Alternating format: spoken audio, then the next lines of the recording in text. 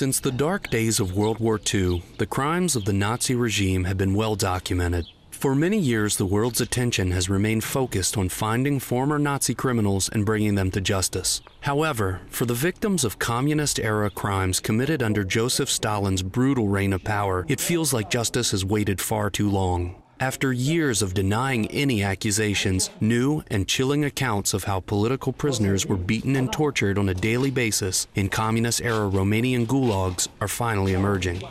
Când a venit colonelul Răducă, s-a dezbrăcat tot așa. When Colonel Raduca came, he took off his long coat, just like this. I remember, it was April. His desire was to beat me himself.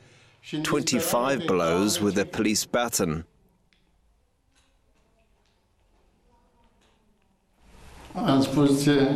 And I was desperate.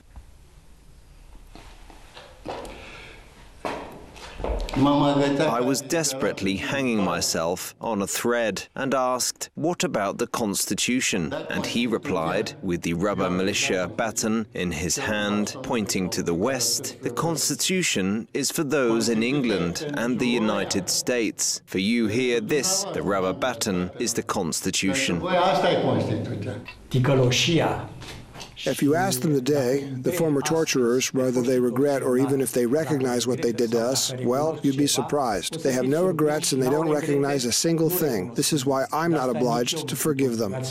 Many of the former prisoners are now in their 80s and 90s, but remember the unspeakable crimes, and now the remaining survivors have hope that the last living guards will finally be held accountable. The names of 35 former guards will be given to authorities next week, and the new details may finally help heal the wounds of one chapter of a long list of Romania's communist-era crimes.